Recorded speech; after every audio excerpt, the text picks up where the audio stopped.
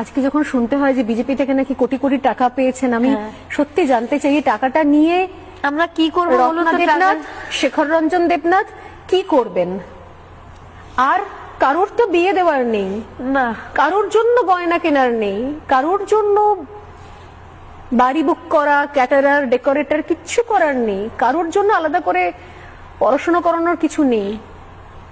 সত্যি কি টাকার জন্য আপনারা সিদ্ধান্ত নিয়েছিলেন নির্বাচনে লড়ার? এই উত্তরগুলো দেবেন আজকে। টাকা মন্ত্রী নিয়ে যেদিন বলেছিলেন একটা মঞ্চ থেকে 10 লক্ষ টাকা তো আমি দিতেই পারি, সেদিন আমাকে মিডিয়া যখন বলেছিল, আমি বলেছিলাম 10 লক্ষ নয়, আমি ওনাকে 20 লক্ষ টাকা দেব, এবং আমার মেয়ের বিয়ের জন্য কয়েকটা গয়না আমার কাছে বানানো আছে, সেগুলো আমি দিয়ে দেব, উনি আমার মেয়েটাকে ফিরিয়ে দিন।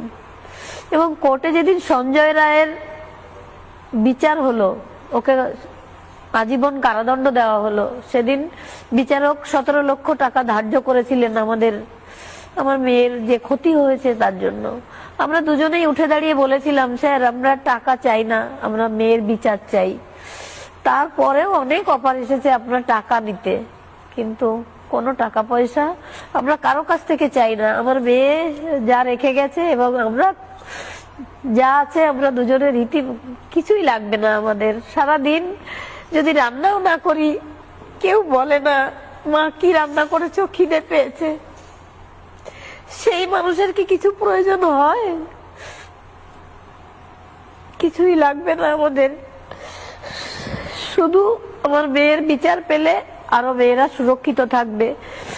আমার মেয়ের বিচার পেলে আর কোনো বাবা মার ওই দিনটা দেখতে হবে না। আমাদের লড়াইটা সেখানেই।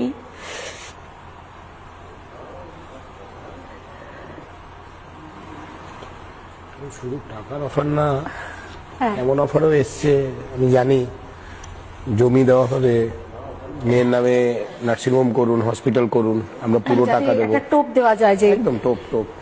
তো এটা বোঝা উচিত ছিল একটু, না মানে পরিবারটার সঙ্গে যখনই ব্যবহারটা হয়, যে ব্যবহারটা পরে পেলো পরিবারটা মেয়ে চলে যাওয়ার পর, একটু মমতা ব্যানার্জিকে ভালো করে দেখে নিতে হতো যে এই পরিবারে কেউ নেই। মানে উনি নর্মালি তো সব পরিবারকে কাউকে একটা চাকরি দিয়ে দেয়, কাউকে একটা ভোটে দাঁড় করিয়ে দিচ্ছে, এখানে কাউকে চাকরি দেওয়ার নেই।